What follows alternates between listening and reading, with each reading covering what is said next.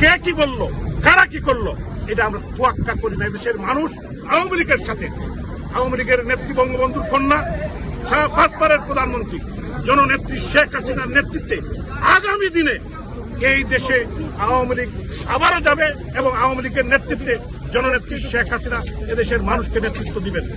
আরেকটি বিষয়, মহান জাতীয় সংসদের সাবেক স্পিকার, একজন স্বনামধন্য রাজনীতিবিদ এবং অত্যন্ত মেধাবী মানুষ ডক্টর শিরিন শারমিন চৌধুরী, উনাকে বিনা বিচারে অন্যায়ভাবে গ্রেপ্তারের পরোয়ারি ছাড়া দীর্ঘদিন আটকায় রেখে উনাকে যেভাবে হেনস্থা করে কোর্টের মধ্যে উনাকে গ্রেপ্তার করা হয়েছে, আমি ধিক্কার জানাই, নিন্দা জানাই। তারেক রহমান যেভাবে ভালো ভালো কথা বলে, আজকে এভাবে অন্যায় অত্যাচার দিন বেশি দিন লাগবে না। এদেশের মানুষ যখন রুখে দাঁড়াবে, আমি মনে করি এই প্রবাস থেকেই আওয়ামী লীগের নেতৃত্বে আমরা এই সরকারের বিরুদ্ধে গণ আন্দোলন গড়ে তুলব।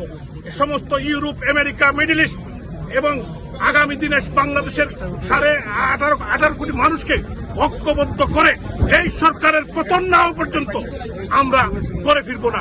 কারণ আমরা জানি, আওয়ামী লীগ জানে, আমাদের নেতা আছেন জনাব আব্দুর রহমান এমপি সাহেব, প্রেসিডিয়াম মেম্বার, উনি দিক নির্দেশনামূলক বক্তব্য রাখবেন। সংগ্রামী বন্ধুগণ, আওয়ামী লীগ কাউ তোয়াক্কা করে না। আওয়ামী লীগ এদেশের মানুষের জন্য রাজনীতি করে, এদেশের মানুষের অধিকারের জন্য রাজনীতি করে।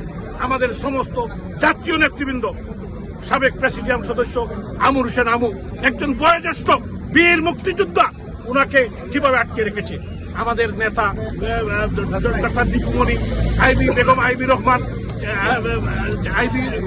সাবেক মেয়র নারায়ণগঞ্জ সহ ফারুক খান সহ অসংখ্য নেতৃবৃন্দ, বাংলাদেশ ছাত্রলীগের সাবেক সভাপতি, সিলেটের কৃতি সন্তান সুলতান মোহাম্মদ মনসুর আহমদ সহ অসংখ্য উপাধ্যক্ষ আব্দুল শহীদ, হাসানুল হক ইনু, রাশেদ খান মেনন, জাতীয় নেতৃবৃন্দকে রাখা হয়েছে।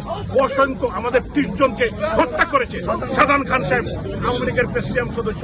সংগ্রামী বন্ধুগণ, 30 জন নেতা কর্মীকে জেলের মধ্যে, জেলের ভিতরে হত্যা করেছে।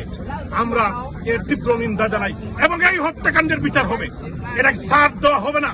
আমাদের 15 জন নেতা কর্মীকে হত্যা করেছে এই 5ই আগস্টের পরে, আগে আমাদের বন্ধুদেরকে হত্যা করেছে, আমার ভাই বোনদেরকে হত্যা করেছে। এই ছাড় আমরা দিব না। এই দিন নয়, আরো দিন আছে। এই দিন নিয়ে যাবে সেই দিনের কাছে, এটা ভুললে চলবে না। আজকে যারা সংসদে বড় বড় কথা বলছেন, তাদেরকে মনে রাখতে হবে যে এই সংসদ আবার বসবে, এই সংসদে আবার আইন হবে, এই সংসদে এই আইন বাতিল হবে এবং এদের বিচার বাংলার মাটিতে হবে। জয় বাংলা, জয় বঙ্গবন্ধু, জয় জননেত্রী শেখ হাসিনা।